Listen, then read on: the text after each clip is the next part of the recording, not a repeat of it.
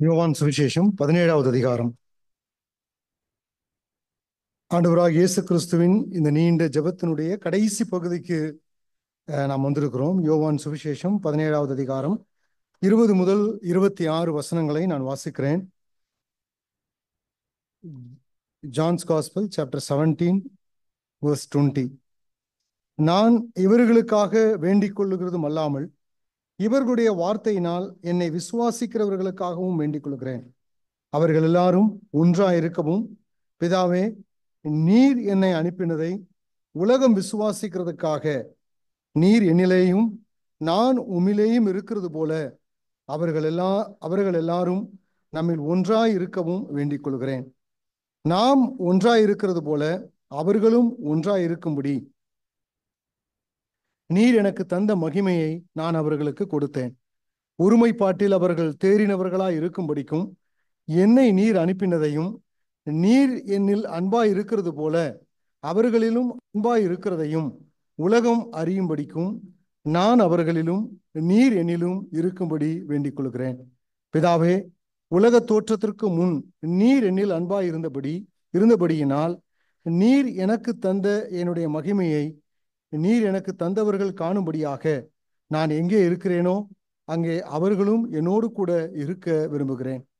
நீதியுள்ள பிதாவே, உலகம் உம்மை அறியவில்லை, நான் உம்மை அறிந்திருக்கிறேன். நீர் என்னை அனுப்பினதை இவர்களும் அறிந்திருக்கிறார்கள். நீர் என்னிடத்தில் வைத்த அன்பு அவர்களிடத்தில் இருக்கும்படிக்கும் நானும் அவர்களில் இருக்கும்படிக்கும் உம்முடைய நாமத்தை அவர்களுக்கு தெரியப்படுத்தினேன், இன்னமும் தெரியப்படுத்துவேன் என்றார். கருத்தாழமிக்க ஒரு பகுதியை நாம் வாசித்திருக்கிறோம். பரிசுத்த ஆவியானவர் இந்த பகுதியை நாம் படித்து தெளிவாக புரிந்து கொள்வதற்கு நமக்கு பலன் தருவாராக. நான் ஏற்கனவே சொன்னது போல இந்த யோவான் 17ஆம் அதிகாரத்தில் ஆண்டவராக இயேசு கிறிஸ்துவின் இந்த பிரதான ஆசாரியத்துவ இந்த ஜெபத்தை 26 வசனத்தை 3 பகுதிகளாக பிரிக்கலாம் என்று ஏற்கனவே சொல்லியிருந்தேன். 1 முதல் 5 வசனத்தில் ஆண்டவராக இயேசு கிறிஸ்து தனக்காக அவர் ஜெபிக்கிறார். அந்த ஜெபத்தினுடைய மைய பொருள் அவருடைய மகிமை. இரண்டாவதாக 6 முதல் 19 வசனம் முடிய ஆண்டவராக இயேசு கிறிஸ்து 11 அப்போஸ்தலர்களுக்காக அவர் ஜெபிக்கிறார். அதில் ஏறத்தாழ 7 விஷயங்களை நாம் பார்த்தோம் என்று நினைக்கிறோம், இல்லைங்களா?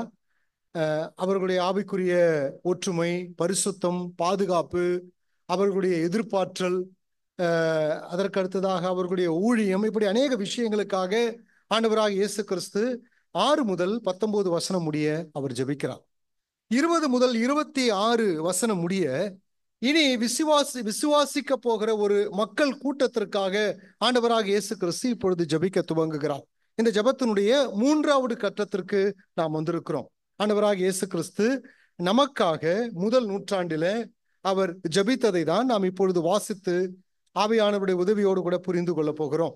ஆகவே இனி விசுவாசிக்கக்கூடிய மக்கள் கூட்டம் கர்த்தருடைய வசனத்தை கேட்டு அல்லது அப்போஸ்தலர்களுடைய வார்த்தையை கேட்டு முதல் நூற்றாண்டு துவங்கி இந்த 21வது நூற்றாண்டு காலம் வரை வாழப்போகிற, வரப்போகிற, மறுபிறப்படைய போகிற விசுவாச கூட்டத்திற்காக ஆண்டவராக இயேசு கிறிஸ்து இந்த இடத்துல ஜெபிக்க ஆரம்பிக்கிறார், இல்லையா?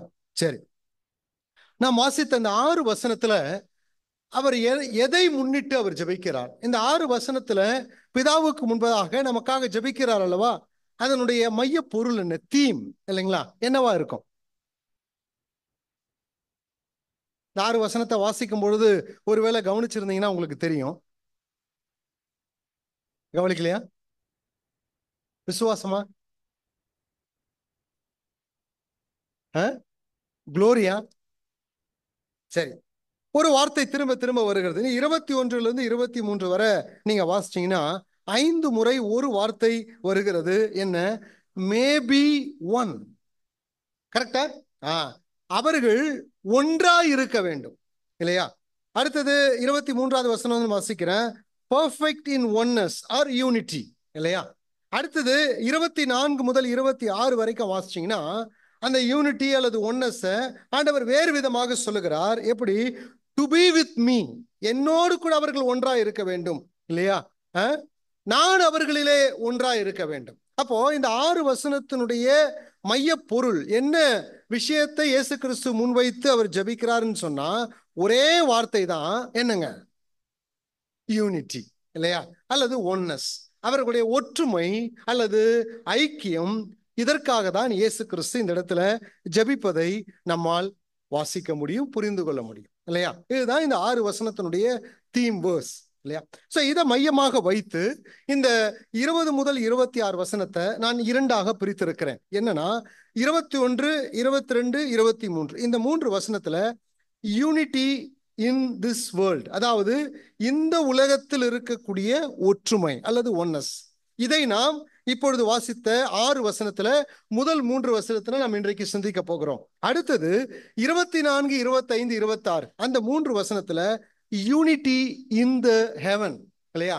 பரலோகத்துல நாம் போன பிறகு அங்கு இருக்கக்கூடிய ஒற்றுமை, திரியேக தேவனுக்குள் எவ்வளவாக நாம் காரியங்களை அனுபவிக்க போகிறோம், எப்பேர் பெற்ற ஒரு ஐக்கியம் நமக்கு பரலோகத்துல கிடைக்க போகிறது, இதை நாம் அடுத்த 6 வசனத்துல நாம் சிந்திக்க போகிறோம். ஆகவே இந்த 6 வசனத்துல 2 பகுதியாக நாம் பிரிக்கிறோம். ஒன்று இந்த உலகத்துல நாம் அனுபவிக்க போகிற ஒன்னஸ், இரண்டாவது பரலோகத்துல போய் நாம் அனுபவிக்கக்கூடிய யூனிட்டி அல்லது ஒன்னஸ் என்று நாம் சொல்லலாம். ஆகவே முதல் 3 வசனத்தை நாம் இன்றைக்கு விளக்கமாக பார்க்க போகிறோம். 21, 22, 23. அருமையானவர்களே, இந்த 3 வசனத்துல நான் 3 குறிப்புகளை மாத்திரம் தான் சொல்ல போகிறேன். என்ன 3 குறிப்புன்னு சொன்னா, முதலாவது ரிக்வெஸ்ட், அதாவது ஆண்டவராக இயேசு கிறிஸ்து இந்த ஒன்னஸ்க்காக அவர் வைக்கக்கூடிய வேண்டுதல் அல்லது விண்ணப்பம், ரிக்வெஸ்ட்.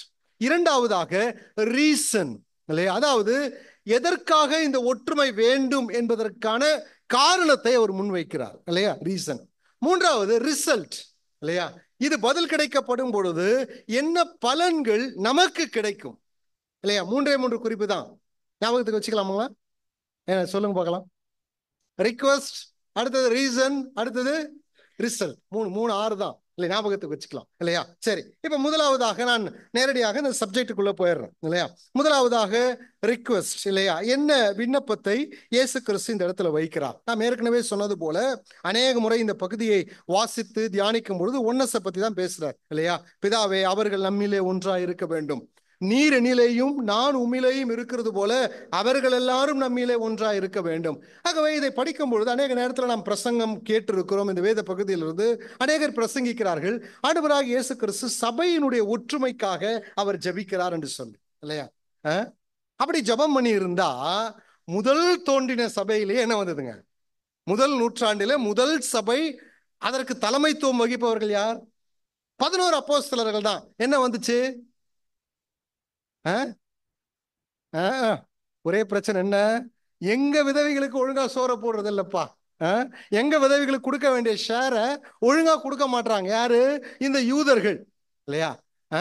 இன வேறுபாடு, இல்லையா? நமக்குள்ள இருக்கு, இல்லைங்களா? சில பிராந்திய மொழி வேறுபாடை கொண்டு நாம் பிரிக்கிறோம் அல்லவா? நான் வெளிப்படையா சொல்ல விரும்பல. அது போல அந்த காலகட்டத்தில் வந்தது. கிரேக்க மார்க்கத்திலிருந்து மனம் திரும்பிய சில யூதர்கள் இருந்தார்கள். அவர்கள் ஆண்டவராக இயேசு கிறிஸ்துவை ஏற்றுக்கொண்டாலும் அவர்கள் யெகோவா தேவனை வணங்கினாலும் அவங்களுக்குள்ள ஒரு பார்ஷியாலிட்டி, ஒரு வேறுபாடு இருந்தது. இப்போ முதல் திருச்சபையிலேயே என்ன வந்ததுங்க? ஒன்னஸ்ல பிரச்சனை வந்தது. அப்ப ஆண்டவராக இயேசு கிறிஸ்து யோவான் சுவிசேஷம் 11ஆம் அதிகாரத்துல லாசருவினுடைய கல்லறைக்கு அருகையில் நின்று சொல்லுகிறார், பிதாவே, என் ஜெபத்திற்கு நீர் எப்பொழுதும் செவி கொடுக்கிறீர். பரலோகத்திலிருந்து ஒரு சத்தம் வருகிறது, ஆம் குமாரனே, நான் எப்பொழுதும் உடைய ஜெபத்திற்கு செவி கொடுக்கிறேன். லாசருவே, வெளியே வா என்றார், வெளியே வந்தார். அப்ப ஆண்டவராக இயேசு கிறிஸ்து ஜெபிக்கிற எல்லா ஜெபத்திற்கும், நம்ம ஜெபம் பண்ற நிறைய விஷயத்துக்கு ஆண்டவர் பதில் கொடுக்கிறாரா இல்லையா நமக்கு தெரியாது. ஆனால் இயேசு கிறிஸ்து ஜெபிக்கிற ஜெபத்திற்கு, எல்லா ஜெபத்திற்கும் பதில் இருக்கிறது, இல்லைங்களா? அப்போ ஆண்டவராக இயேசு கிறிஸ்து இந்த இடத்துல சபையினுடைய ஒற்றுமையை குறித்து ஜபிக்கவில்லை என்பதை நாம் புரிந்து கொள்ள வேண்டும். ஏனென்றால் இதுல தவறான ஒரு இன்டர்பிரேஷன் இருக்குது. ஆண்டவர் நம்முடைய ஒற்றுமைக்காக எவ்வளவாய் ஜபிக்கிறார், நாம் எவ்வளவு ஒற்றுமையா இருக்க வேண்டும், எவ்வளவு ஐக்கியமா இருக்கணும், சண்டை போடாம இருக்கணும், அன்புள்ளவர்களா இருக்கணும், எல்லாம் கரெக்ட் தான், தப்பு கிடையாது. ஆனால் இந்த வேத பகுதி அதனுடைய விளக்கம் அல்ல. சபையினுடைய ஒற்றுமைக்காக இயேசு கிறிஸ்து இந்த இடத்தில் ஜபிக்கவில்லை. அநேக காரணங்கள் இருக்கிறது. நான் சொன்ன முதல் ஒரு காரணம், முதல் நூற்றாண்டு திருச்சபையிலேயே இயேசு கிறிஸ்து ஜபித்து அவர் சிலுவையில பாடுபட்டு 40 நாள் கழித்து பரிசுத்த ஆவியானவர் வந்த பிறகு துவங்கின ஏறத்தாழ ஒரு 50 நாட்களுக்கு பிறகு வந்த முதல் திருச்சபையில முதல் பிரச்சனை ஸ்டார்ட் ஆயிடுச்சு, இல்லையா? அப்ப ஆண்டவராக இயேசு கிறிஸ்து சபையினுடைய ஒற்றுமைக்காக, நம்முடைய ஐக்கியத்திற்காக, பிராக்டிக்கல் யூனிட்டி என்று சொல்லுகிறோமே, அதற்காக இயேசு கிறிஸ்து இந்த இடத்துல ஜெபிக்கவில்லை. முதல் காரணம் இல்லையா? அடுத்த ரெண்டு காரணத்தை என்னன்னு சொன்னா, அதாவது நான் இப்படி எழுதி வச்சிருக்கேன், it is something internal, not external. இது உள்ளா இருக்கக்கூடிய ஒற்றுமை, வெளியரங்கமாக நாம் செயல்படுத்துகிற பிராக்டிக்கல் யூனிட்டியை பத்தி ஆண்டவர் இந்த இடத்துல பேசல. இரண்டாவது என்னன்னா, ஆண்டவராக இயேசு கிறிஸ்து இனி விசுவாசிக்க போகிற இந்த வசனத்தை கேட்டு இனி என்னை விசுவாசிக்கிறவர்களுக்காக வேண்டிக் கொள்கிறேன். அப்படி விசுவாசிக்கிறவர்கள் எந்த காலகட்டத்தில் இருக்கிறாங்க? எந்த காலகட்டத்திலிருந்து இருக்கிறாங்க? நான் கேட்கிற கேள்வி புரியுதுங்களா? ஃபர்ஸ்ட் நூற்றாண்டுல இருந்து இருக்கிறாங்க இல்லையா? முதல் நூற்றாண்டுல இருந்தவங்க இப்ப இல்ல, இப்ப இருக்க போறவங்க அடுத்த நூற்றாண்டுல இருப்போமான்னு நமக்கு தெரியாது இல்லையா? அப்ப எல்லாரும் ஒன்றா இருக்க வேண்டும் என்றுதான் ஆண்டவர் ஜெபிக்கிறார். அப்ப முதல் நூற்றாண்டுல ரட்சிக்கப்பட்ட விசுவாசிகள் இப்பொழுது இல்ல, போன நூற்றாண்டில் இருப்பவர்கள் இப்பொழுது இல்ல, 21 நூற்றாண்டுல பல்வேறு காலகட்டத்துல பலர் வசனத்தை கேட்டு விசுவாசித்து மரித்திருக்கிறார்கள். இப்ப எல்லாரும் ஒன்னா இருந்தாதான் இது சொல்லக்கூடிய இந்த விஷயங்கள் சாத்தியமாகும். அப்ப ஆண்டவராக இயேசு கிறிஸ்து இந்த காரியத்திற்காக நம்முடைய பிராக்டிக்கல் யூனிட்டியை பத்தி இந்த இடத்துல பேசல. அப்ப கேள்வி எழும்புகிறது, நடைமுறை வாழ்க்கையில நமக்கு ஒற்றுமை வேண்டாமா, ஐக்கியம் வேண்டாமா என்ற கேள்வி எழும்புகிறது. கட்டாயமாக நம்முடைய சபைக்குள்ளாக, விசுவாச பெருமக்களுக்குள்ளாக ஐக்கியம் வேண்டும், ஒற்றுமை வேண்டும். இதை வலியுறுத்துவதற்கு வேத வசனத்துல அநேக வேத பகுதிகள் இருக்கிறது. ஆண்டவரும் அதை குறித்து அநேக இடத்துல பிரசங்கித்திருக்கிறார். சரி, அப்படி என்றால் இங்கு விசுவாசிக்க போகிற மக்களுடைய ஒற்றுமை என ஆண்டவர் குறிப்பிடுகிறார் அல்லவா? இந்த ஐக்கியத்தினுடைய அர்த்தம் என்ன என்பதை நாம் புரிந்து கொள்ள வேண்டும். இதுதான் இந்த ரிக்வெஸ்ட்ல நம்ம கொஞ்சம் விளக்கமாக பார்க்க போகிறோம். It is a essential internal unity, future salvation of elect. இனி தெரிந்து கொள்ள போகிற விசுவாசிகள் அல்லது இனி தெரிந்து கொள்ள போகிற மக்களுடைய ரட்சிப்பும் அவர்களுடைய உள் ஒற்றுமையை ஆண்டவராக இயேசு கிறிஸ்து இந்த இடத்துல முன்வைத்து ஜெபிக்கிறார். மனம் திரும்பாத ஒரு கூட்டம் இருக்கிறது. இனி அவங்க பிறக்க கூட இல்லை. நம்ம பிறக்க ஆண்டவர் ஜெபம் பண்ணும் போது நம்ம பிறக்க கூட இல்லை. 2வது நூற்றாண்டு, முதல் நூற்றாண்டினுடைய இறுதியில அநேகர் பிறக்கல இல்லையா? அப்ப இனி பிறக்கவில்லை, இனி வரப்போகிறார்கள். அவர்கள் அக்கிரமத்துல பாவத்துல வாழப்போகிறார்கள். மறுபிறப்படையில இன்னும் இயேசு கிறிஸ்துவை ஏற்றுக்கொள்ள. ஆனால் அவள் ஒரு காலகட்டத்துல இந்த வசனத்தை கேட்டு இயேசு கிறிஸ்துவை ஏற்றுக்கொள்ள போகிறார்கள் இல்லையா? அவர்கள் பெற்றுக்கொள்ள போகும் தேவனுடைய ஜீவன், the life of God இல்லையா? நித்திய ஜீவன், அவர்களுடைய புது வாழ்வு அல்லது அவர்களுடைய ரட்சிப்பை முன்வைத்து ஆண்டவராக இயேசு கிறிஸ்து இந்த இடத்துல ஜெபிக்க துவங்குகிறார் இல்லையா? சரி, அந்த 21வது வசனத்தை நம்ம வாசிக்கலாமே. ஆ ஆ ஆ ம் பாருங்க, பிதாவே நீர் என்னிலேயும், அடுத்ததுங்க, நான் உம்மிலேயும் இருக்கிறது போல அவர்கள் எல்லாரும் நம்மில் ஒன்றாக இருக்கு. அவர்கள் ஒன்றாக இருக்கணும்னு ஜெபம் பண்ணல. என்ன சொல்றாரு? பிதாவே நீர் என்னிலே இருக்கிறது போல, நான் உம்மிலே இருக்கிறது போல அவர்கள் எல்லாரும் நம்மிலே ஒன்றாய் இருக்க வேண்டும். ஆகவேதான் சொன்னேன், it is the internal unity இல்லையா? It is the internal unity of divine spiritual eternal life. அதாவது இது தெய்வீக ஆவிக்குரிய நித்திய வாழ்வினுடைய உள் ஒற்றுமையை குறிக்கிறது. அப்ப ஆண்டவராக இயேசு கிறிஸ்து என்ன ஜெபம் பண்ண வராருன்னு சொன்னா, பிதாவே ஒரு கூட்ட மக்கள் வரப்போகிறார்கள், அவர்கள் இன்னும் பிறக்கல, இன்னும் மறுபிறப்படையில, உம்முடைய வசனத்தை கேட்டு அவர்கள் ஏற்றுக்கொள்ளும் பொழுது அவர்கள் இந்த திரியேகத்துவ நித்திய வாழ்வு இல்லையா, இட்டர்னல் லைஃப் ஆஃப் காட், நித்திய தேவனுடைய இந்த வாழ்வுக்குள்ளாக அவர்கள் இழுக்கப்பட வேண்டும் என்பதை தான் இயேசு கிறிஸ்து இந்த இடத்துல முன்வைக்கிறார் இல்லையா? அந்த கால இருளிலே அவர்கள் இருக்க போகிறார்கள். பிசாசுனுடைய அடிமைதனத்துல அவர்கள் பிறக்க போகிறார்கள். ஒரு பெரிய பாவ குழியிலே அவர்கள் இருக்க போகிறார்கள். அந்த குழியிலிருந்து, பிசாசுனுடைய அதிகாரத்திலிருந்து, இருளிலிருந்து எப்பொழுது அவர்கள் வசனத்தை விசுவாசிக்கிறார்களோ அப்பொழுது நம்முடைய திரியேகத்துவ ஜீவனுக்குள்ளாக, வாழ்வுக்குள்ளாக அவர்கள் இழுக்கப்பட வேண்டும். நம்மிலே ஒன்றாக அவர்கள் இணைக்கப்பட வேண்டும். அவர்களுடைய நித்திய ரட்சிப்பு முன்வைத்து ஆண்டவராக இயேசு கிறிஸ்து இந்த இடத்துல ஜெபிக்கிறார். பிதாவே உமக்கும் எனக்கும், நீர் என்னிலேயும் நான் உம்மிலேயும் எப்பேற்பட்ட ஒரு வாழ்வை பெற்றிருக்கிறோம், எப்பேற்பட்ட ஒரு ஆவியை பெற்றிருக்கிறோம். அந்த வாழ்வு, அந்த ஜீவன் இனி விசுவாசிக்கக்கூடிய மக்களுக்கு வேண்டும். அவர்கள் இந்த திரியேக இந்த உறவுக்குள்ளாக அவர்கள் இணைக்கப்பட வேண்டும், இழுத்து கொள்ளப்பட வேண்டும் என்பதை ஆண்டவராக இயேசு கிறிஸ்து இந்த இடத்துல முன்வைக்கிறார் இல்லையா? சரி, இதை வேறு விதமா புரிந்து கொள்ள வேண்டும் என்று சொன்னால், பிதாவுக்கும் குமாரனும் பெற்றிருக்கக்கூடிய இந்த வாழ்வு அல்லது டிவைன் லைஃப் ஆஃப் காட், தேவனுடைய நித்திய வாழ்வு என்று சொல்லுகிறோமே, அதனுடைய அர்த்தம் என்ன, அதனுடைய பொருள் என்ன என்பதை நாம் பார்க்க முடியும். பல அர்த்தங்கள் இருக்கிறது. ஆனால் இந்த வேத பகுதியோடு கூட நாம் சொல்ல வேண்டும் என்று சொன்னால், இருவருக்கும் இருக்கக்கூடிய அந்த லைஃப் இல்லையா, லைஃப் ஆஃப் காட், இருவரும் பகிர்ந்து கொள்ளக்கூடிய பிதா குமாரன் இருவருக்கும் இருக்கக்கூடிய இந்த வாழ்வு என்று சொல்லுகிறோம் அல்லவா, ஜீவன் என்று சொல்லுகிறோமே, அதனுடைய பொருள் என்னவென்று சொன்னால், இப்படி நான் அதை சொல்றேன் உங்களுக்கு. இருவருக்கும் ஒரே சித்தம் இருக்கிறது இல்லையா? பிதாவுக்கும் குமாரனுக்கும் ஒரே சித்தம் இருக்கிறது, ஒரே நோக்கம் இருக்கிறது, ஒரே ஊழியம் இருக்கிறது, ஒரே தரிசனம் இருக்கிறது, ஒரே சத்தியம் இருக்கிறது, ஒரே பரிசுத்தம் இருக்கிறது இல்லையா?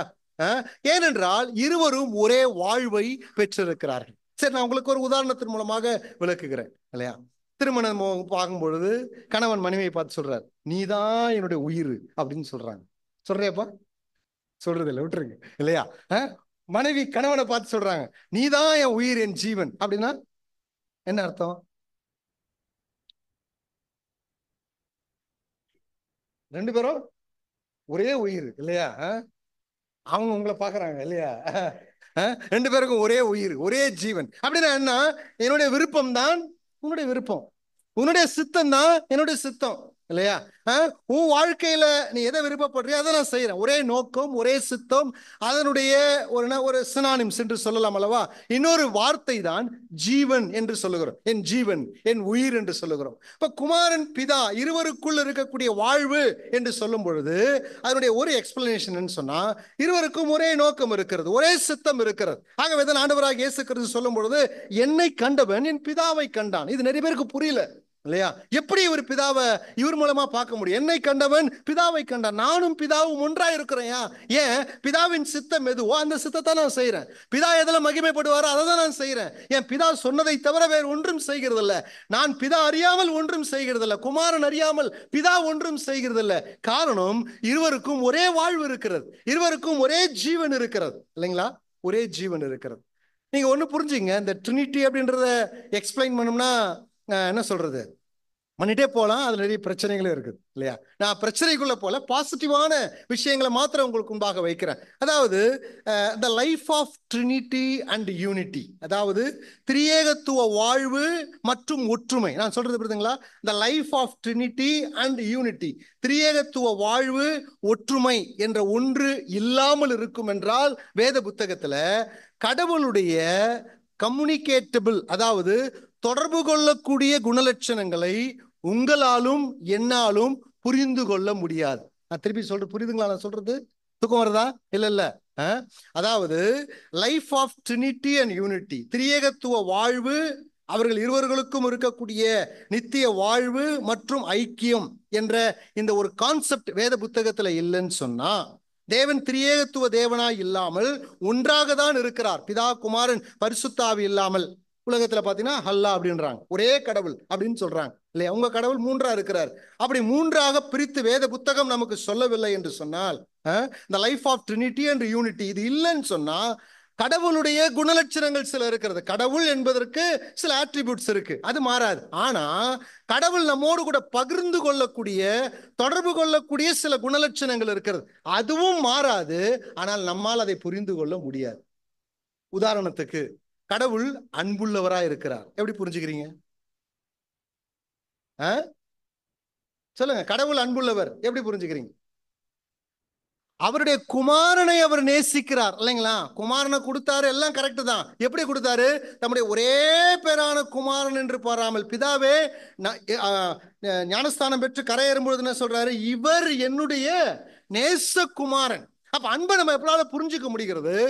இவ்வளவு பிரியம் வைத்த ஒரே பேரான குமாரனையே எனக்கு கொடுக்கிறாருன்னு சொன்னா, கடவுள் எவ்வளவு அன்புள்ளவரா இருக்கிறார். நான் சொல்ற புரியுதுங்களா? கடவுளுடைய கிருபை, கடவுளுடைய காருண்யம், சோ இதெல்லாம் நம்மோடு கூட கடவுள் பகிர்ந்து கொள்ளக்கூடிய சுபாவங்கள். இது என்னன்னா, the life of Trinity and Unity, திரியேகத்துவ வாழ்வும் ஒற்றுமை, திரியேகத்துவ உறவு என்ற ஒன்று இல்லாம ஒரு கான்செப்ட் வேத புத்தகத்துல இல்லைன்னா இதெல்லாம் நம்மளால புரிஞ்சுக்க முடியாது. நம்ம கடவுளை எப்படி தெரியுமா பார்ப்போம்? மற்றவங்க பார்க்கறது போல. அவர் யாருங்க? காட். அவர் யாரு? தேவன். அவர் பட்சிக்கு அவரா தேவன் கிட்ட போக முடியாது, தூரமா நிக்கணும் இல்லையா? அவர் பயங்கரமானவர். அப்படிதான் நமக்கு தெரியுமே தவிர நம்மோடு கூட தொடர்பு கொள்ளக்கூடிய சில குணலட்சணங்கள் நம்மால் புரிந்து கொள்ள முடியாது இல்லையா? அப்போ இந்த திரியேகத்துவ வாழ்வுக்குள்ளாக தெரிந்து கொள்ளப்பட்டவர்கள் வர வேண்டும். அதுதான் ஆண்டவர் ஜெபிக்கிறார்.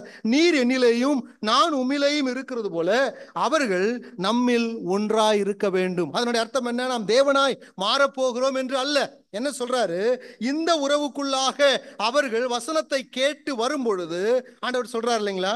என்ன சொல்றார்? நான் போய் தேற்றவாளனை அனுப்புவேன். 16ஆம் அதிகாரத்துல வாசிச்சோம். அவர் உங்களுக்குள்ளே வந்து வாசம் பண்ணுவார். அதுக்கு அடுத்தது சொல்லாரு, நானும் உங்களோடு கூட வந்து வாசம் பண்ணுவேன். கடைசியில் சொல்றாரு, என் பிதாவும் நாங்கள் அவனோடு கூட வந்து தங்கி வாசம் பண்ணுவோம். திரியேக தேவன் தங்கி வாசம் பண்ணுகிறார். அப்ப என்ன அர்த்தம்? ஒரு மனிதன் விசுவாசி ஆகும் பொழுது, ரட்சிக்கப்படும் பொழுது, வசனத்தை கேட்டு மறுபிறப்படையும் பொழுது இந்த திரியேகத்துவ வாழ்வுக்குள்ளாக இல்லையா, அதாவது லைஃப் ஆஃப் ட்ரினிட்டி, இந்த வாழ்வுக்குள்ளாக அவன் வருகிறான். மூவரும் அவனுக்குள்ளாக போகிறார்கள், அவன் இந்த மூவருக்குள்ளாக வருகிறான். அப்படின்னா என்ன அர்த்தம்? அவன் தேவனாக மாறுகிறதில்லை.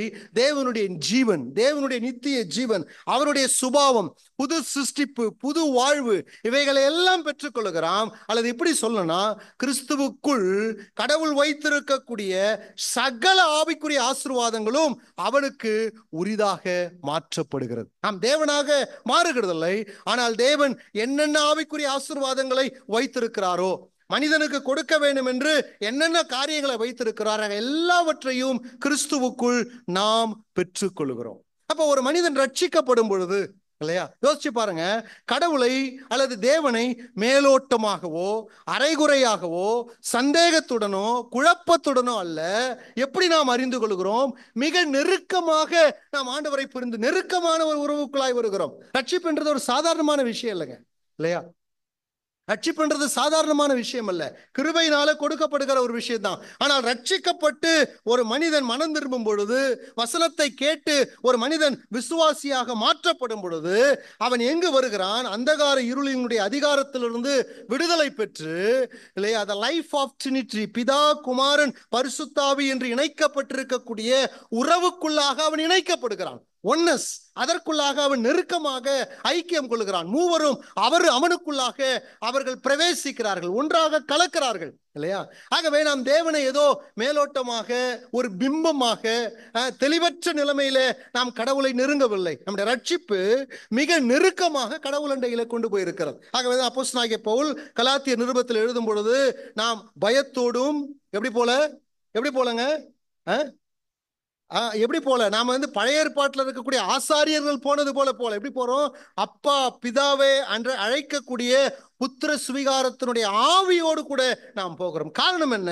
இந்த லைஃப் ஆஃப் ட்ரினிட்டிக்குள்ள நாம் இணைக்கப்பட்டிருக்கிறோம். அவர்கள் நமக்குள்ளே வாசம் பண்ணுகிறதுனால ஒரு தெளிவான சிந்தனையோடு, குழப்பம் இல்லாமல், தெளிவுள்ள புத்தியோடு கூட, தைரியத்தோடு கூட நாம் கடவுளோடு கூட கம்யூனிகேட் பண்றதுக்கு இந்த உறவு அவசியம் என்பதை தான் ஆண்டவராக இயேசு கிறிஸ்து இங்கு முன்வைக்கிறார். ஒரு தேவனுடைய மனிதன், வேத பண்டிதர் இப்படியாக எழுதினார், நான் எழுதி வைத்திருக்கிறேன். God became joined to man in the person of Jesus Christ. இயேசு கிறிஸ்து என்ற ஒரு நபர் மூலமாக கடவுள் மனிதனோடு கூட நெருக்கமாக அவர் இணைக்கப்படுகிறார். அதே அடுத்த வாசகம், so that the man could be joined to God in the person of Jesus Christ. ஆகவேதான் மனிதன் கடவுளோடு கூட இயேசு கிறிஸ்து என்ற ஒரு நபர் மூலமாக இணைக்கப்பட்டிருக்கிறான் இல்லையா? இப்ப கடவுள் இயேசு கிறிஸ்து என்ற ஒரு நபர் மூலமாக நம்மோடு கூட அவர் ஒன்னஸாக அல்லது நம்மோடு கூட ஐக்கியப்படுகிறார் இல்லையா? எனவேதான் நாம் இயேசு கிறிஸ்து என்ற ஒரு நபர் மூலமாக கடவுளோடு கூட நாம் ஒரு இணக்கமான உறவை நாம் வைத்துக் கொள்கிறோம். சோ இதைதான் ஆண்டவராக இயேசு கிறிஸ்து முன்னே வைக்கிறார். நம்முடைய பிராக்டிக்கல் யூனிட்டி அல்ல இல்லையா? Oneness in trinity, life of trinity, திரியேகத்துவ வாழ்வுக்குள்ளாக நாம் ஒன்றாக இணைக்கப்பட வேண்டும், இழுக்கப்பட வேண்டும் என்ற ஒரு மிகப்பெரிய வேண்டுதலை வைக்கிறார். ஆகவே நம்முடைய ரட்சிப்பு என்பது சாதாரணமானதல்ல. ஆகவேதான் சொல்றோம், ஒன்ஸ் சேவ்டு சேவ்டு இல்லையா? ஒரு முறை ரட்சிக்கப்பட்டால் அது ரட்சிக்கப்பட்டதுதான். ரட்சிப்பை பற்றிய சந்தேகங்களை எழுப்பலாம் இல்லையா? சந்தேகங்கள் எழும்புவதனால நம்ம ரட்சிப்பு என்ன செய்ய முடியாது. உண்மையாய் ரட்சிக்கப்பட்டிருந்தால் ஒருபோதும் யாரும் என்ன செய்ய முடியாதுங்க, ரட்சிப்பை இழந்து தேவனுடைய திட்டம், ஆண்டவராக இயேசு கிறிஸ்துவனுடைய மகத்தான வேண்டுதலுங்க அது. அவருடைய மகத்தான வேண்டுதல், இனி வரப்போகிற ஒரு விசுவாச கூட்டத்தினுடைய, தெரிந்து கொள்ள போகிற ஒரு கூட்டத்தினுடைய நித்திய ரட்சிப்புக்காக நம்முடைய நித்திய பிரதான ஆசாரியர் ஜெபித்திருக்கிறார். தேவன் அதற்கு பதில் கொடுத்திருக்கிறார் இல்லையா. இன்னைக்கு ரட்சிப்பை இழந்துருவோம், நம்ம ரட்சிக்கப்பட்டோமா ரட்சிக்கப்படலையா, குழப்புகிற கூட்டங்கள் இன்றைக்கு உலகத்தில் இருக்கிறது. வேத வசனத்தை எடுத்து முரண்பாடாய் பேசுகிறவர்கள், நமக்கு ஐயத்தை ஏற்படுத்துகிறவர்கள் பல பேர் இருந்தாலும், வேத வசனத்தின் அடிப்படையில, உங்களுடைய மனசாட்சியின் அடிப்படையில நான் ரட்சிக்கப்பட்டவன் என்று பரிசுத்த ஆவியானவர் உங்களுக்கு சான்றளிப்பார் என்று சொன்னால், உங்களுடைய ரட்சிப்பு மகத்துவமானது இல்லையா, சாதாரணமான ரட்சிப்பு இல்லை. It's a great salvation. ஹீப்ரூல வாசிக்கிறோம், இவ்வளவு பெரிதான ஒரு ரட்சிப்பு.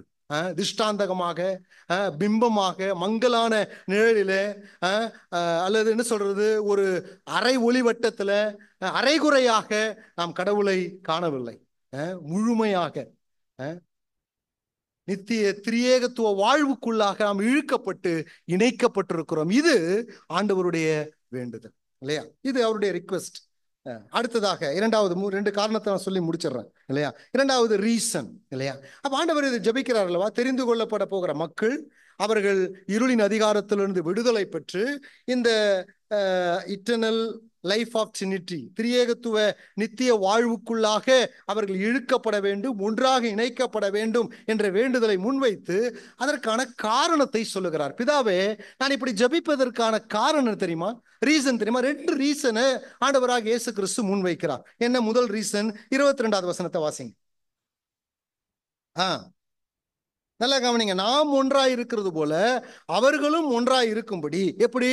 நமக்குள்ளே முதல் வசனத்தை சேர்த்து படிக்கணும். நமக்குள்ளே ஒன்றாய் இருக்கும்படி. வாசிங்க. நீர் எனக்கு தந்த மகிமையை. என்ன ரீசனுங்க, என்ன காரணத்தை சொல்றாரு? பிதாவே, அவர்கள் நமக்குள்ள ஒன்றாய் இருக்கணும். காரணம் என்ன தெரியுமா? நீர் எனக்கு கொடுத்த மகிமையை யாரு கொடுத்திருக்கிற? எவர்களுக்கு? யாருக்கு? R saved. அடுத்தது யாரு கொடுத்திருக்கிறாரு? யார்? உங்களையாலும் சேர்த்துக்க மாட்டீங்களா? நமக்கு கொடுத்திருக்கிறார் இல்லையா. நமக்காக ஜெபம் பண்ணார் 21 நூற்றாண்டுகளுக்கு நமக்கு கொடுத்திருக்கிறார் இல்லையா. பிதாவே, நீர் கொடுத்த மகிமையை நான் அவர்களுக்கு கொடுத்தேன். அப்போ முதல் ரீசன் என்னன்னா, க்ளோரி ஆஃப் காட் இல்லையா. அடுத்தது லவ் ஆஃப் காட், அதை நம்ம பின்னாடி பார்க்கலாம். முதல் ரீசன் தேவனுடைய மகிமை இல்லையா, அதுதான் முதல் ரீசனாக வைக்கிறார். சிலர் இந்த வார்த்தையை எடுத்து ஆண்டவராக இயேசு கிறிஸ்து தேவன் இல்லை என்பதை ஊர்ஜிதப்படுத்துவதற்காக இந்த வேத வசனத்தை எடுத்து பேசக்கூடியவர்கள் உண்டு. சிலது ஒரு பக்கம் இருக்கட்டும் இல்லையா.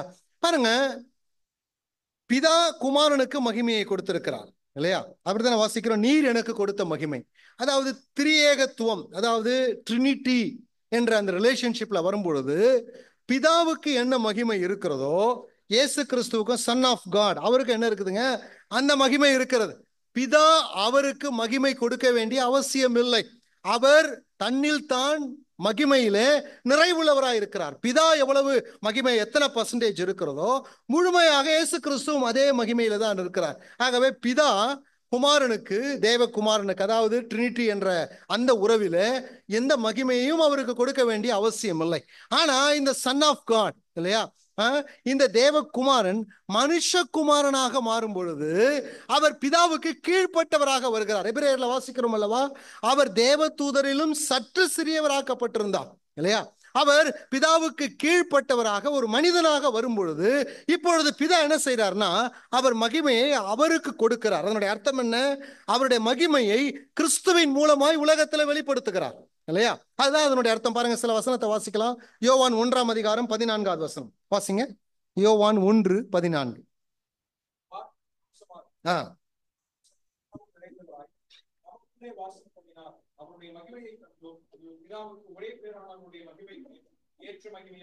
பாருங்க, பிதாவுடைய ஒரே பேரானவருடைய மகிமைக்கு ஏற்ற மகிமையாய் இருந்தது.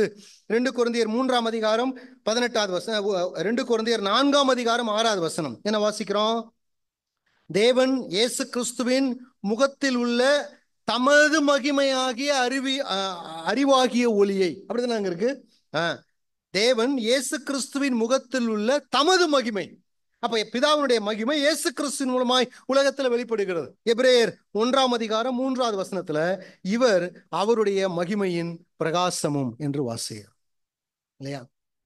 இதை வாசிக்கும் பொழுது நமக்கு ஞாபகத்துக்கு வர வேண்டிய ஒரு வேத பகுதி இருக்கிறது. என்ன தெரியுங்களா? ஏசாயா தீர்க்கதரிசன புத்தகம் 42:8 வாசிங்க. ஏசாயா தீர்க்கதரிசன புத்தகம் 42:8. அடுத்தது 48:12 ஒரே வசனங்கள் தான். போதுங்க. என் மகிமையை வேறு ஒருவருக்கு என்ன செய்ய மாட்டேன், கொடுக்க மாட்டேன். ஏசாயா 48:11 அதான் இருக்கிறது. என் மகிமையை நான் வேறு ஒருவருக்கும் கொடேன். அப்போ பிதாவாகிய தேவன் யெகோவா என்ன சொல்லுகிறார்? என் மகிமையை நான் வேற ஒருத்தருக்கும் கொடுக்க, அதை யார் கூடயும் நான் ஷேர் பண்ண முடியாது, அது எனக்கே உரியது. ஆனால் தேவகுமாரன் மனித குமாரனாக நம்மை மீட்பதற்காக உலகத்துல மனித அவதாரம் எடுத்த பொழுது பிதாவாகிய தேவன் என்ன செஞ்சாருங்க? அந்த மகிமை யாரு கொடுத்தாரு? ஆண்டவராக இயேசு கிறிஸ்து கொடுத்தாரு. ஏன்னா அவர்தான் அதற்கு தகுதியானவர். இப்ப ஆண்டவராக இயேசு கிறிஸ்து என்ன செஞ்சார்? நல்லா யோசிச்சு பாருங்க. பிதா சொல்றாரு, என் மகிமை யாருக்கும் நான் கொடுக்க மாட்டேன், அது எனக்கே உரியது, யாரு கூட அதை ஷேர் பண்ண மாட்டேன். ஆனால் இயேசு கிறிஸ்து தேவகுமாரன், திரியேகத்துவத்துல ஒருவர், மீட்பின் பணிக்காக உலகத்துல மனித குமாரனாக வரும்பொழுது பிதா தன் மகிமையை இயேசு கிறிஸ்து மூலமாய் வெளிப்படுத்துகிறார், அவருக்கு கொடுக்கிறார். ஏனென்றால் அவர் தகுதியானவர், அதற்கு உரியவர். ஆனால் இயேசு கிறிஸ்து என்ன சொல்றாரு தெரியுங்களா? பிதாவே, நீர் எனக்கு கொடுத்த மகிமை இப்ப யாருக்கு கொடுத்திருக்கிறேன்? என்ன வாசிங்க. நான் அவர்களுக்கு யார்? அவர்கள் யாருங்க? நமக்கு தான் இல்லையா? நீர் எனக்கு கொடுத்த மகிமை நான் அவர்களுக்கு கொடுத்திருக்கிறேன். நாம் தகுதியானவர்களா இல்லையா? பிதா குமாரனுக்கு கொடுத்தார் என்று சொன்னால் அவர் 100% தகுதியானவர். ஆனால் இயேசு கிறிஸ்து நமக்கு கொடுத்தார் என்று சொன்னால் தகுதியற்றவர்களாகிய நமக்கு இயேசு கிறிஸ்து இந்த மகிமையை நித்திய மகிமையை நமக்குள்ளே கொடுத்திருக்கிறார் இல்லையா? நாம் அவருடைய நித்திய வாழ்வில் ஒன்றாக அவருடைய வாழ்க்கையை, அவருடைய உயிர்த்தெழுதலின் வல்லமையை, அவர் உயர்த்தப்படும் பொழுது நாமும் உயர்த்தப்படுவதற்கு, அவரோடு கூட ஆளுகை செய்வதற்கு, எல்லாவற்றிலும் அவரோடு கூட நாம் பங்கு பெறுவதற்கு இந்த மகிமையை இயேசு கிறிஸ்து ரட்சிக்கப்பட்ட பொழுது நமக்கு கொடுத்திருக்கிறார் என்று சொன்னால் எத்தனை ஆச்சரியமானதுங்க நம்முடைய ரட்சிப்பு. நான் யாரும் ஒன்றும் சொல்ல மாட்டேங்க. எஸ் ஆர் நோ ஒன்றும் சொல்லுங்களேன். எவ்வளவு மகத்துவமானது இந்த ரட்சிப்பு இல்லையா? சரி, இந்த இடத்துல மகிமைன்னு சொல்றேன், அதனுடைய அர்த்தம் என்ன? நான் ஏற்கனவே சொல்லியிருக்கிறேன். இந்த மகிமை என்ற வார்த்தை புதிய ஏற்பாட்டில் ஏறத்தாழ 6 அல்லது 7 அர்த்தங்களிலே வியாக்கியானம் செய்யப்பட்டிருக்கிறது. ஆனால் தேவனுடைய மகிமை என்ற வார்த்தை புதிய ஏற்பாட்டில் அநேக இடங்களில அல்லது இயேசு கிறிஸ்து இந்த ஜெபத்தில் சொல்லும் பொழுது எதை வெளிப்படுத்துகிறது? அவருடைய ஆட்ரிபியூட்ஸ் இல்லையா? அவருடைய சுபாவங்கள் இல்லையா? அவருடைய குணநலன்கள். பிதாவே, நீர் உம்முடைய குணநலன்களை என் மூலமாய் உலகத்துல வெளிப்படுத்திருக்கிறீர், உண்மைதான். நான் என்ன செஞ்சிருக்கிறேன்? உம்மால் தெரிந்து கொள்ளப்பட்ட ஒரு கூட்டம், அவர்கள் வசனத்தை கேட்டு ரட்சிக்கப்பட போகிறார்கள். அவர்களுக்கு நான் என்னுடைய மகிமையை கொடுத்திருக்கிறேன். அதனுடைய அர்த்தம் என்ன? என்னை விசுவாசிக்கிற ஒவ்வொரு மக்களும் என்னுடைய நீதியினாலே போர்த்தப்பட்டிருக்கிறார்கள். என்னுடைய பரிசுத்தத்தை அவர்களுக்கு கொடுத்திருக்கிறேன், என்னுடைய நீதியை அவர்களுக்கு கொடுத்திருக்கிறேன், என்னுடைய சத்தியத்தை அவர்களுக்கு கொடுத்திருக்கிறேன், என்னுடைய உண்மையை அவர்களுக்கு கொடுத்திருக்கிறேன், என்னுடைய அன்பை, நமக்குள் இருக்கக்கூடிய அன்பை அவர்களுடைய இருதயத்தில் ஊற்றிருக்கிறேன் இல்லையா? பொசிஷனலி, பிராக்டிகலி நம்முடைய வாழ்க்கையில இல்லாம இருக்கலாம், அது வேற விஷயம். ஆனால் ஸ்தானத்தின் அடிப்படையில நாம் பரிசுத்தவான்கள். தேவனுடைய பரிபூர்ண பரிசுத்தம் நம்ம மேல் போர்த்தப்பட்டிருக்கிறது. ஸ்தானத்தின் அடிப்படையில தேவனுடைய மகத்தான தெய்வீகமான நீதி நம்ம மேல் போர்த்தப்பட்டிருக்கிறது. ஸ்தானத்தின் அடிப்படையில பரிசுத்த ஆவியானவர் பிதாவுடைய இருதயத்துல எவ்வளவு மகத்தான அன்பு இருக்கிறதோ அதை முழுவதுமாக நம்முடைய இருதயத்துல கொண்டு வந்து வைத்திருக்கிறார். ஸ்தானத்தின் அடிப்படையத்தில் பிதா குமாரன் எவ்வளவு சத்தியபரரோ அதே சத்தியம் நம்மேல் போர்த்தப்பட்டிருக்கிறது இல்லையா? இன்னொரு விதத்தில் சொல்ல வேண்டும் என்று சொன்னால் நான் இப்படி எழுதி வைத்திருக்கிறேன், அவருடைய வெர்ச்சுஸ், அவருடைய நற்பண்புகள், அவருடைய டைட்டில்ஸ், அவருடைய பதவி, அவருடைய பிரிவிலேஜ், அவருடைய ஸ்லாக்கியம் எல்லாம் நமக்கு உரியதாக கொடுக்கப்பட்டிருக்கிறது அருமையானவர்களே இல்லையா? ஆகவேதான் பிதாவுக்கு முன்பதாக அவர் ஜெபம் பண்ணும்போது சொல்றாரு, பிதாவே எல்லாத்தையும் கொடுத்துட்டு நீங்க அவங்கள பார்த்தீங்கன்னா யாரை பார்க்கலாம்? யாரை பார்க்கலாம்? யாரும் ஒன்றும் சொல்ல மாட்டீங்க. என்னதான் பார்க்க முடியும்? என் நீதி, என்னுடைய பரிசுத்தம், என்னுடைய உண்மை, என்னுடைய சத்தியம், என்னுடைய நற்பண்புகள், என்னுடைய பதவி, என்னுடைய ஸ்லாக்கியம் எல்லாம் ஸ்தானத்தின் அடிப்படையில் அவர்கள் மேல் இருக்கிறது. பிதா ஒரு பாவியை பார்க்கும் பொழுது, மனம் திரும்பின ஒரு பாவியை பார்க்கும் பொழுது இயேசு கிறிஸ்து குமாரனை பார்க்கிறது போல அவர் பார்க்கிறார். ஆகவே பிதாவினிடத்தில் கேட்கிறார், பிதாவே அவர்கள் நமக்குள்ளாக, இல்லையா, இந்த லைஃப் ஆஃப் காட், நம்முடைய வாழ்வுக்குள்ளாக அவர்கள் ஒன்றாக இணைக்கப்பட வேண்டும். நாம் அவர்களோடு கூட இணைக்கப்பட வேண்டும். அதற்கு அவர்கள் தகுதியானவர்கள். காரணம், நீர் எனக்கு கொடுத்த மகிமையை நான் அவர்களுக்கு கொடுத்திருக்கிறேன், பரிபூர்ணமாக கொடுத்திருக்கிறேன். எந்த இடத்திலையும் நீங்கள் முன்னுக்கு பின்னும் அவர்களிடத்துல குற்றம் காண முடியாது. பரிபூரணப்படுத்தப்பட்டிருக்கிறார்கள் என்பதை ஆண்டவராக இயேசு கிறிஸ்துவின் இடத்துல சொல்லுகிறார். நித்தியம் முழுவதும், நான் இப்படி எழுதி வைத்திருக்கிறேன், நித்தியம் முழுவதும் அவருடைய மகிமையின் பிரகாசம் மீட்கப்பட்டவர்கள் மூலமாய் வெளிப்படுவதுதான் திரியேக தேவனுடைய திட்டம். நான் மறுபடியும் சொல்லுகிறேன், நித்திய முழுவதும், த்ரூ அவுட் இட்டர்னிட்டி, இல்லையா, அவருடைய மகிமையினுடைய பிரகாசம் மீட்கப்பட்டவர்கள் மூலமாய் வெளிப்பட வேண்டும் என்பதுதான் திரியேக தேவனுடைய திட்டம். தேவன், குமாரன், பரிசுத்த ஆவியானவர் தனியாக மகிமை உள்ளவர்கள், தனியாக தனித்து அல்ல, நம் மூலமாக மகிமையை வெளிப்படுத்த வேண்டும் என்பதுதான் தேவனுடைய மகத்தான திட்டமாயிருக்கிறார், இல்லையா, மகத்தான திட்டமாயிருக்கிறது. இந்த ஒரு விஷயத்தை நான் எழுதினேன், நான் அதை வாசிக்கிறேன். We are going to be a textbook explaining the glory of God to God's holy angel throughout eternity. இல்லையா, நாம் பரலோகத்திற்கு போன பிறகு பரிசுத்த தூதர்களுக்கு தேவனுடைய மகிமையை கற்றுக் கொடுக்கக்கூடிய, வெளிப்படுத்தக்கூடிய ஒரு பாட புத்தகமாக இருக்க போகிறோம், இல்லைங்களா?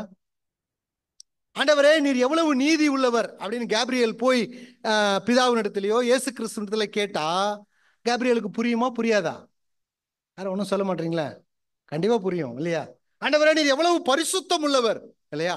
பார்க்கவே முடியல அவங்களால. ஆண்டவரை கண்ணை முடிக்கிறாங்க, காலை முடிக்கிறாங்க, ரெண்டு கையில பறந்து நீர் பரிசுத்தர் பரிசுத்தர்ன்னு சொல்றாங்க. நீ பட்சிக்கிற அக்னி, இல்லையா? எவ்வளவு கோபம் உள்ளவர், எவ்வளவு வைராக்கியம் உள்ளவர், இதெல்லாம் தெரியும், இல்லையா? ஒருவேளை கேப்ரியல் போய், மிகாவேல் போய் இயேசு கிறிஸ்துவிடத்துல பிதாவினிடத்துல கேட்கிறார், ஆண்டவரே, நீ கிருப கிருபன்னு சொல்றீங்களே, அதுக்கு என்ன அர்த்தம்? என்ன சொல்லுவார் ஆண்டவரு? நான் என் கற்பனையில சொல்றேன். பரலோகத்துக்கு போன பிறகு அங்க போறாரு பத்தியா, ஹாரிஷ் போறாரு பத்தியா, அவர் பின்னாடியே நீ போ, அந்த கிருபை என்னன்றது உங்களுக்கு புரியும், இல்லையா? அப்போ நித்திய முழுவதுமாக பரிசுத்த தூதர்கள் நம் மூலமாக கடவுளுடைய மகிமை, அதாவது அவருடைய தேவன் என்று சொன்னால் என்ன ஆட்ரிபியூட்ஸ் என்று தூதர்களுக்கு தெரியும். ஆனால் அவருடைய வெளிப்படுத்தப்பட்ட பண்புகள், மகிமை என்ன என்பதை நம் மூலமாக தேவ தூதர்கள் பரலோகத்துல நித்திய முழுவதுமாய் கற்றுக்கொள்ள போகிறார்கள். அருமையானவர்களே, இல்லையா? எவ்வளவு மகத்தான ஒரு ரட்சிப்பு! ஆகவேதான் 1 பேதுருல வாசிக்கிறோம், இந்த தீர்க்க தரிசனங்களை முன்னிட்டு, இந்த காரியங்கள், ரட்சிப்பு விஷயத்தை பேதுரு எழுதிட்டு, தேவ தூதர்களும் அவைகளை உற்று பார்ப்பதற்கு புரியல அவர்களுக்கு. 21 நூற்றாண்டுகளாக அவர்களுக்கு புரியல. என்னையா இது, ஒண்ணுமே புரியல. இவன் பாவி, ஆனா தகுதி ஆயிட்டான், இல்லையா? இவன் அக்கிரமக்காரன், எப்படி பரலோகத்துக்கு வர முடியும்? இவ்வளவு பட்சிக்கிற அக்னி, இவ்வளவு பயங்கரமான தேவனிடத்துல எப்படி வர முடியும், இல்லையா? சிலுவையினுடைய காட்சிகள், பாடு மரணங்கள், இவைகள் எல்லாம் அவர்கள் பார்த்தாலும் அவர்களால் என்ன செய்ய முடியல, புரிந்து கொள்ள முடியல. Through out eternity we are the textbook, இல்லைங்களா? நம்ம யாருங்க? நீங்களாம் ஒருத்தர் லெக்சரா இருக்க போறீங்க, நல்லா யோசிச்சுங்க, இல்லையா? நம்ம எல்லாம் ஒரு வாத்தியாரா பரலோகத்துல இருக்க போறோம். யாருக்கு?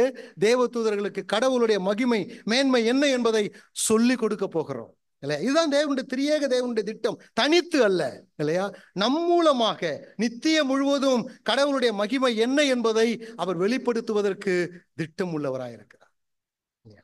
அப்போ ஆண்டவர் முதல் ரீசனை வைக்கிறார், பிதாவே, நீர் ஒருபோதும் பகிர்ந்து கொள்ளாத மகிமையை நான் மனிதனாய் வந்த பொழுது என் மூலமாக உலகத்தில் வெளிப்படுத்தினேன். அந்த மகிமையை, அந்த ஆட்ரிபியூட்ஸை நான் இவர்களுக்கு வழங்கியிருக்கிறேன். ஆகவே அவர்கள் திரியேகத்துவ உறவுக்குள்ளாக, வாழ்வுக்குள்ளாக ஒன்றாக இழுக்கப்பட வேண்டும் என்ற முதல் காரணத்தை வைக்கிறார். இரண்டாவது காரணம் என்ன? 17ஆம் அதிகாரம் 23வது வசனத்தை வாசிங்களா.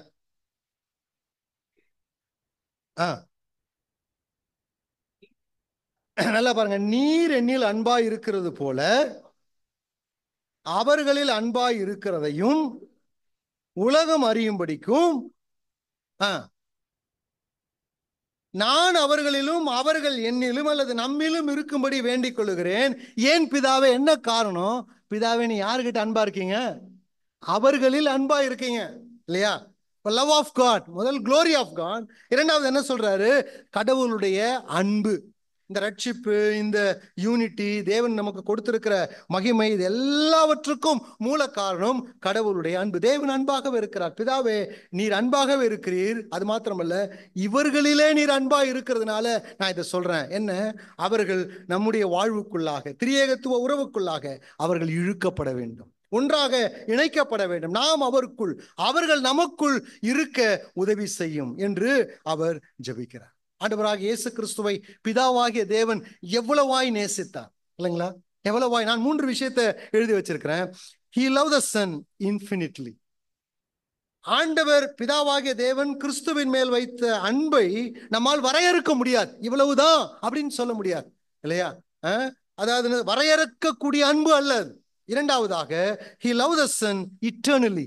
நித்தியமாக குமாரனை அவர் நேசித்திருக்கிறார் இல்லையா? இன்ஃபினிட்லி. இரண்டாவது, இட்டர்னல், நித்தியமாக நேசித்திருக்கிறார். எவ்வளவு காலத்திற்கு நேசிப்பார் என்று நமக்கு தெரியாது இல்லையா? மூன்றாவது, he loved the Son intimately இல்லையா? நெருக்கமாக குமாரனை நேசிக்கிறார். இந்த மூன்றுமே பிதாவாகிய தேவன் நம்மேல் அன்பு வைக்கும் பொழுது நடக்கிறது. அருமையானவர்களே, நம்முடைய அன்பு, நம்ம பிதாவாகிய தேவன் நம்மிடத்தில் வைக்கக்கூடிய அன்பு உங்களால் வரையறுக்க முடியுமா? இல்லையா? கிழக்குக்கும் மேற்குக்கும் எவ்வளவு தூரமோ அவ்வளவு தூரம் நம்முடைய பாவங்களை அகற்றி இவ்வளவாய் யோவான் எழுதும் போது அதுக்கு அளவு இல்லாததுனால்தான், அதை வரையறுக்க முடியாதுன்னு சொல்றதுனால்தான் யோவான் 3:16 சொல்றாரு, இவ்வளவாய் God so loved the world, இவ்வளவாய் அன்பு கூர்ந்தார். எவ்வளவு நமக்கு தெரியாது இல்லையா? அதுக்கு அடுத்தது என்ன? அவர் நித்தியமாய் நம்மை நேசிக்கிறார். ரோமர் 8:36-39 வரைக்கும் வாசிச்சு பாருங்க. கடவுளுடைய அன்பை விட்டு யார் நம்மை பிரிக்க முடியும்? வருங்காலமோ நிகழ்காலமோ எதுவுமே பிரிக்க முடியாதுங்க. நித்தியமாய் பிதா நம்மிடத்துல குமாரனிலே அன்பு வைத்திருக்கிறது போல் வைத்திருக்கிறார் இல்லையா? பிதா நம்ம எப்படி நேசிக்கிறார்? சோ இன்டிமேட்லி, நெருக்கமாக அவர் நேசிக்கிறார். ஏதோ உதட்டடுவில் அல்ல, நெருக்கமாக நம்மை அவர் நேசிக்கிறார். நம்மோடு கூட நெருக்கமான உறவுக்குள்ளாய் வர வேண்டும் என்று அவர் விருப்பப்படுகிறார். ஆகவே இரண்டாவது காரணத்தை வைக்கிறார். பிதாவே, நீர் என்னிலே அன்பாய் இருந்தது போல அவர்களிலும் அன்பாய் இருக்கிறேன். ஆகவே அவர்கள் நமக்குள் இழுக்கப்பட வேண்டும், நம்மிலே அவர்கள் இருக்க வேண்டும் இல்லையா? அந்த ஒன்னஸ்குள்ளாக அவர்கள் வர வேண்டும் என்ற இரண்டாவது காரணத்தை இயேசு கிறிஸ்து முன்வைக்கிறார். நான் வேகமா அடுத்ததுக்கு போகிறேன். மூன்றாவது, ரிசல்ட். இதனுடைய விளைவு என்ன? ஆண்டவராக இயேசு கிறிஸ்து முதலாவது ரெக்வெஸ்ட் வைக்கிறார். பிதாவே, நீர் என்னிலும் நான் உம்மிலும் இருக்கிறது போல அவர்கள் இந்த இட்டர்னல் லைஃப் ஆஃப் காட், தேவனுடைய நித்திய வாழ்வுக்குள்ளாக இழுக்கப்பட வேண்டும் என்று சொல்லிவிட்டு, காரணத்தையும் சொல்லிவிட்டு, மூன்றாவது இதனுடைய விளைவு. இப்படி ஒரு மாறுதல் ஏற்படும் என்று சொன்னால், இப்படி ஒரு ஒன்னஸ் கண்டிப்பா நடக்கும். அப்படி நடக்கும் பொழுது என்ன பலன்கள், என்ன நன்மைகள் உண்டாக வேண்டும்? ரிசல்ட் என்ன? முதல் ரிசல்ட் என்ன? ரிசல்ட் பாருங்க. முதலாவது நான் இப்படி எழுதி வைத்திருக்கிறேன், sanctified life, holy life இல்லையா? இது நமக்கு கிடைத்ததுனால நம்முடைய வாழ்க்கையில நாம் பரிசுத்தமாய் வாழ முடிகிறது. பரிசுத்தமாய் வாழ முடிகிறது. நிறைய விளைவுகள் இருக்கிறது. முதல் விளைவு என்ன? நாம் யாருக்குள்ள இருக்கிறோம்? கிறிஸ்துவுக்குள்ள இருக்கிறோம். திரியேக தேவனுக்குள்ள இருக்கிறோம். திரியேக தேவன் எங்க இருக்கிறாரு? நாங்க நமக்குள்ள இருக்கிறார். அப்போ தேவன் நமக்குள் இருக்கிறார், நாம் அவருக்குள் இருக்கிறோம் என்ற அந்த உணர்வு நம்ம என்ன செய்ய விடாதுங்க? பாவம் செய்ய விடாது. ஒருவேளை நாம் பாவம் செய்யக்கூடிய நிர்பந்தத்தில் விழும் பொழுது அந்த உணர்வு என்ன செய்யும்? நான் திரியேகத்துவ தேவனுடைய உறவுக்குள்ளா இருக்கிறேன், திரியேக தேவன் எனக்குள்ள இருக்கிறார். இந்த கான்சியஸ், இந்த உணர்வு நம்முடைய வாழ்க்கையில பாவத்தை விட்டு தூரமாய் வாழ்வதற்கு, பரிசுத்தமாய் வாழ்வதற்கு, பிராக்டிக்கல் சாங்டிபிகேஷன் சொல்றேன், பரிசுத்தம் உள்ள நடைமுறை கிறிஸ்தவ வாழ்க்கையில பரிசுத்தத்தின் மேல் பரிசுத்தமாய் வாழ்வதற்கு நமக்கு உதவி செய்யும். ஆகவேதான் 1 கொரிந்தியர் 3:16-17 பவுல் சொல்லும் பொழுது, நீங்கள் தேவனுடைய ஆலயமாய் இருக்கிறீர்கள். ஒருவன் தேவனுடைய ஆலயத்தை கெடுத்தால் தேவன் அவனை கெடுப்பார் இல்லையா? 1 கொரிந்தியர் 6 வாங்க. 15-17 வாசிங்களேன். 1 கொரிந்தியர் 6:15-17 என்ன வாசிக்கிறோம்? உங்கள் சரீரங்கள் கிறிஸ்துவின் அவயங்கள் என்று அறியீர்களா? அப்படி இருக்க நாம் கிறிஸ்துவின் அவயங்களை வேசியின் அவயங்களாக்கலாமா? அப்படி செய்யலாகாதே. வேசியோடு இசைந்திருக்கிறவன் அவளுடனே ஒரே சரீரமாய் இருக்கிறான் என்று அறியீர்களா? இருவரும் ஒரே மாம்சமாய் இருப்பார்கள் என்று எழுதியிருக்கிறதே. அடுத்தது 17 கவனிங்க. அப்படியே கர்த்தரோடு இசைந்திருக்கிறவனும் அவருடனே ஒரே ஆவியா இருக்கிறார். ஒன்னஸ் இல்லையா? அப்ப இந்த ஒன்னஸ் என்ன நமக்கு கொண்டு வருகிறது? நம்முடைய வாழ்க்கையில என்ன கொண்டு வருதுங்க? பரிசுத்த வாழ்வை கொண்டு வருகிறது. பியூரிட்டன் என்று சொல்லுகிறோம் அல்லவா? பரிசுத்தவான்கள் 18வது 17வது நூற்றாண்டில வாழ்ந்த ஒரு தேவ மனிதன் இப்படியாக எழுதி வைத்திருந்தார். அந்த வாசகத்தை நான் வாசிக்கிறேன்.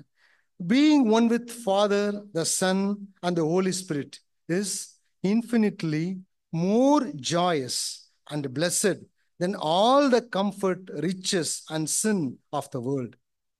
சொல்ற விஷயம் புரியுதுங்களா? பிதா, குமாரன், பரிசுத்தாவியுடன் ஒன்றாக இருப்பது உலகத்தினுடைய சௌகரியங்கள், உலகத்தினுடைய மேன்மைகள் அல்லது உலகத்தினுடைய பாவத்தை விட எல்லையற்ற சந்தோஷத்தையும் மகிழ்ச்சியையும் நமக்கு என்ன செய்துங்க? தருகிறது. அதோட முடிக்கல, அடுத்தது எழுதுறாரு. It is not true. அது உண்மை இல்லை என்று சொன்னால், இல்லையா? அப்படி உங்களுக்கு சந்தோஷத்தை கொடுக்கலன்னு சொன்னா அடுத்தது எழுதுறாரு, அவர் life in heaven will be worser than life here on earth. நம்முடைய வாழ்க்கை பரலோகத்துல எப்படி இருக்குன்னு தெரியுங்களா? உலகத்தை விட மோசமா இருக்குமா? ஏன் பரலோகத்துல போய் எப்படி இருக்க போறோம்? பிதா, குமாரன், பரிசுத்தாவியானவருக்குள் பரிசுத்தத்தை தான் அனுபவிக்க போகிறோம். அதுதான் நமக்கு மேன்மையா இருக்க போகுது. அப்ப அவர் என்ன சொல்றாருன்னா, இந்த உலகத்துல வாழும் பொழுது being one with Father and Son Holy Spirit, இல்லையா, நித்தியமாய் இணைக்கப்பட்டிருக்கக்கூடிய இந்த உறவு இந்த உலகத்தினுடைய பாவங்கள், ஆசைகள், இச்சைகள் எல்லாவற்றையும் விட நமக்கு மிகுந்த சந்தோஷத்தை கொடுக்கிறதாகவே நாம் பரிசுத்தமாய் வாழுகிறோம். அப்படி இல்லை, உங்க வாழ்க்கையில சந்தோஷத்தை கொடுக்கலன்னு சொன்னா பரலோகத்துக்கு நீங்க போகும் பொழுது பூமியை விட பரலோகம் உங்களுக்கு எப்படி இருக்கும்? என்னங்க சொல்ல மாட்டீங்க? எப்படி இருக்கும்? கசப்பா தான் இருக்கும், இல்லையா? கசப்பா தான் இருக்கும், கசப்பா தான் இருக்கும். அடுத்ததாக இரண்டாவது பலன் என்ன? முதலாவது சாங்டிஃபைட் லைஃப், இரண்டாவது எக்ஸம்பிளரி லைஃப், அதாவது முன் உதாரணம் உள்ள வாழ்க்கை. இந்த ஜெபத்தினுடைய விளைவு என்ன? ரிசல்ட் என்ன? முன் உதாரணம் உள்ள ஒரு வாழ்க்கையை நம்மால் வாழ முடிகிறது. என்ன முன் உதாரணம் உள்ள வாழ்க்கை? 21வது வசனத்தை வாசிங்க.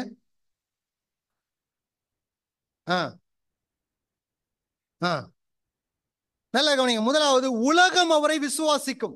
நாம் இந்த திரியேக தேவனுடைய உறவுக்குள்ளாக இழுக்கப்பட்டு அவருடைய சுபாவத்தை நாம் தரித்துக் கொள்ளும் பொழுது, இல்லையா, பரிசுத்தமாய் வாழும் பொழுது என்ன நடக்குதுன்னு சொன்னா, நாம் உலகத்துல என்ன சொல்லுகிறோம்? நீர் என்னை அனுப்பினதை உலகம் விசுவாசிக்கும். ஆண்டவராகிய இயேசு கிறிஸ்து உலகத்துல மனுமக்களுக்காக அனுப்பப்பட்டார் என்பதை உலகம் விசுவாசிக்கும். யார் மூலமாக? நம் மூலமாக.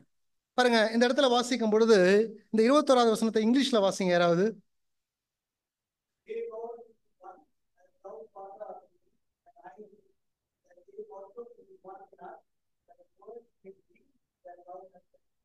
thou hast sent me.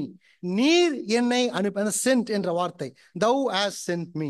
இந்த வார்த்தையை நீங்க 3 முறை புதிய 17ஆம் அதிகாரத்துல வாசிக்க முடியும். அந்த அந்த அந்த கோர்வைக்காக அந்த வார்த்தையை எடுத்து காட்டுறேன் பாருங்க. 8வது வசனம், 8வது வசனம். ஆனா வாசிங்க 8வது வசனத்தை.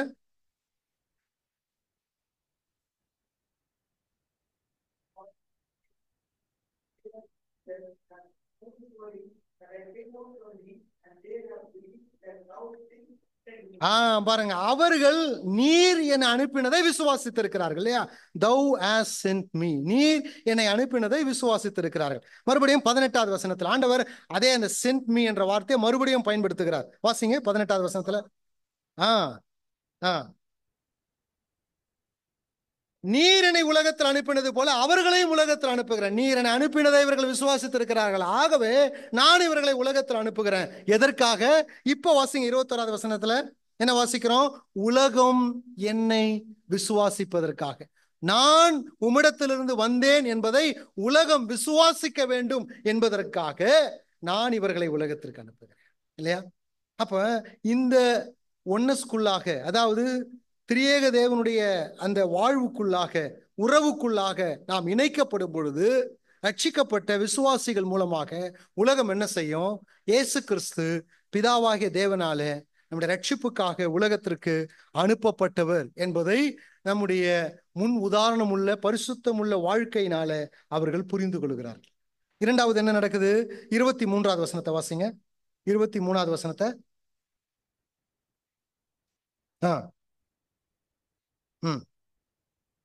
நல்லா கவனிங்க. நீர் என்னில் அன்பா இருக்கிறது போல, வாசிங்க, அவர்களில் அன்பாய் இருக்கிறதையும் உலகம் அறியும்படிக்கும் நான் அவர்களிலும் நீர் என்னிலும் இருக்கும்படி வேண்டிக் கொள்கிறேன். அப்ப இரண்டாவது விளைவு என்ன நடக்கும்னு சொன்னா, உலகம் தேவன் அன்புள்ளவர் என்பதை அறிந்து கொள்ளும். இல்லையா? உலகம் தேவன் அன்புள்ளவர் என்பதை அறிந்து கொள்ளும். அவர்களில் அன்பாய் இருக்கிறதை உலகம் அறியும். நம்முடைய வாழ்க்கையின் மூலமாக உலகம் என்ன செய்யும்? இவர்களுடைய தேவன் இவர்களை எவ்வளவாய் நேசிக்கிறார், அவர்களை அவ்வளவாய் நேசிப்பதனால இவர்கள் எவ்வளவு சாட்சியாய் வாழுகிறார்கள் என்பதை உலகம் என்ன செய்யும்? அறிந்து கொண்டு கடவுளுடைய அன்பை ருசி பார்க்கும். உலகம் உம்முடைய அன்பை அறிந்து கொள்ளும் என்று ஆண்டவர் சொல்றார். அப்ப ரிசல்ட் என்ன? ரெண்டு ரிசல்ட். ஒன்னு sanctified life, இரண்டாவது முன் உதாரணம் உள்ள ஒரு வாழ்க்கை. என்ன முன் உதாரணம் உள்ள வாழ்க்கை? உலகம் அவரை விசுவாசிக்கும். என்ன விசுவாசிக்கும்? அவர் பரலோகத்திலிருந்து பிதாவினாலே இந்த உலகத்துல ரட்சிப்புக்காக அனுப்பப்பட்டவர். இரண்டாவது என்ன விசுவாசிக்கும்? உலகம் தேவன் அன்புள்ளவர் என்பதை நம்முடைய செயல்கள் மூலமாக அறிந்து. இல்லையா? சோ இதைதான் ஆண்டவர் வைக்கிறார். Oneness, unity in the world. இந்த உலகத்துல பிதாவை அவர்கள் ஜீவனோடு கூட இருக்கும் பொழுது திரியேகத்துவ வாழ்வுக்குள்ளாக அவர்கள் ஒன்றாக இணைக்கப்பட வேண்டும். இல்லையா? அதுதான் அவருடைய வேண்டுதல். அப்படி இணைக்கப்படுவதற்கு, ஒன்றாக அவர்கள் கலக்கப்படுவதற்கு காரணத்தை முன்வைக்கிறார். என்ன? the glory of God, the love of God. அது பதில் கொடுக்கப்படும் பொழுது ரிசல்ட் என்ன? என்ன பலன்களை நம் மூலமாக இந்த உலகம் பெற்றுக்கொள்ள போகிறது? உலகம் இயேசு கிறிஸ்துவை இரட்சகர் என்று விசுவாசிக்கும். உலகம் பிதாவாகிய தேவன் எவ்வளவு அன்புள்ளவர், இந்த கிறிஸ்தவர்களுடைய கடவுள் எவ்வளவு அன்புள்ளவர் என்பதை உலகம் அறிந்து கொள்ள வேண்டும். இதற்காக தான் இந்த ஒன்னஸ்காக இயேசு கிறிஸ்து ஜெபிக்கிறார். இல்லையா? ஜெபிப்போம். பரலோக பிதாவே, நாங்கள் உமக்கு நன்றி செலுத்துகிறோம். ஆண்டவரே, எங்களுக்கு கொடுக்கப்பட்டிருக்கிற அந்த ரட்சிப்பு எவ்வளவு மகத்துவமானது ஆண்டவரே. ஒருபோதும் நாங்கள் சந்தேகித்து விட முடியாது.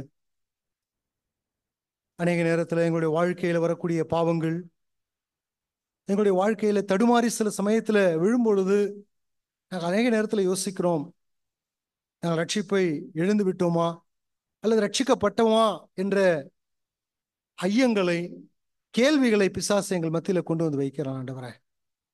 அந்த கேள்விகள் எவ்வளவு துக்கப்படுத்தக்கூடியதா இருக்கிறது. நித்திய ரட்சிப்பை நீர் எங்களுக்கு கொடுத்திருக்கிறீர் ஆண்டவரே. சாதாரணமானது அல்ல. இந்த ரட்சிப்பின் மூலமாக திரியேகத்துவ வாழ்வுக்குள்ளாக நாங்கள் இழுக்கப்பட்டிருக்கிறோம். அரைகுறையாக, தெளிவில்லாமல் ஆண்டவரே, நிழலாட்டமாக அல்ல ஆண்டவரே. இந்த கர்த்தாவே, எங்களுடைய தேவன் யார் என்பதை தைரியமாக புரிந்து அறிந்து தேவ சமூகத்துல பிதாவே, அப்பாவே என்று அழைத்து ஆண்டவரே எப்பொழுதும் வரக்கூடிய ஒரு நெருக்கமான ஒரு ஐக்கியத்தை, உறவை இயேசு கிறிஸ்துவின் ஜெபத்தின் மூலமாய் ஆண்டவரே நாங்கள் பெற்றுக்கொண்டிருக்கிறோம். எவ்வளவு மகத்தான ரட்சிப்பு ஆண்டவரே. உம்முடைய மகிமையை நீர் யாருக்கும் கொடுத்ததில்லை. ஆனால் தேவகுமாரனாய் இருந்த திரியேகத்துவத்தினுடைய இரண்டாவது நபர் எங்களை மீட்க வேண்டி உலகத்துல மனுஷகுமாரனாய் வந்த பொழுது அவர் தகுதி உள்ளவராய் இருந்ததுனால மகிமையை கொடுத்தீர் ஆண்டவரே. எங்களுக்கு என்ன தகுதி இருந்தது? செத்த நாய்களை விட கேவலமானவர்களாய், நாதியற்றவர்களாய், விக்கிரகத்தை வணங்கி அசுத்தத்துல வாழ்ந்த எங்களுக்கு என்ன தகுதி இருந்தது ஆண்டவரே? ஆனால் எங்களுக்கு ஆண்டவரே, இரட்ச பெருமானே, உம்முடைய மகிமையை நீர் எங்களுக்கு கொடுத்திருக்கிறீர். உம்முடைய பரிசுத்தம், உம்முடைய நீதி, உம்முடைய அன்பு, உம்முடைய தயவு ஆண்டவரே, உம்முடைய சத்தியம் எங்கள் மேல் போர்த்தப்பட்டதுனால உம்முடைய ஜெபத்தை கேட்டு பிதாவாகிய தேவன் கிறிஸ்துவுக்குள் எங்களை ஏற்றுக்கொண்டதற்காக நாங்கள் நன்றி செலுத்துகிறோம். நாங்களுமே போற்றுகிறோம் ஆண்டவரே. தாவே, இந்த மகத்துவமான ஸ்லாக்கியத்தை பெற்ற நாங்கள் நாங்கள் பரிசுத்தமாய் வாழ்வதற்கு எங்களுக்கு உணர்வுள்ள இருதயத்தை தாரும். இந்த உலகத்துல முன்மாதிரியான வாழ்க்கையை வாழ்ந்து நீர் எதற்காக உலகத்துல வந்தீர் என்பதை உலகம் விசுவாசிக்கக்கூடிய வாழ்க்கையை, நீர் அன்புள்ளவர், அன்புள்ள தெய்வத்தை நாங்கள் வணங்குகிறோம் என்பதை உலகம் புரிந்து கொள்ளக்கூடிய நிலைமையில பேசின நானும் கேட்ட ஒவ்வொருவரும் வாழ்வதற்கு கர்த்தர் உதவி செய்திருளும். இந்த நேரத்தை ஆண்டு கொண்டதற்காக நன்றி ஆண்டவரே. வசனத்தின் நிறைவோடு கூட எங்களை வழிவிட்டு அனுப்பும். இயேசு கிறிஸ்துவின் நாமத்துல வேண்டிக் கொள்கிறோம் நல்ல பிதாவே. ஆமென்.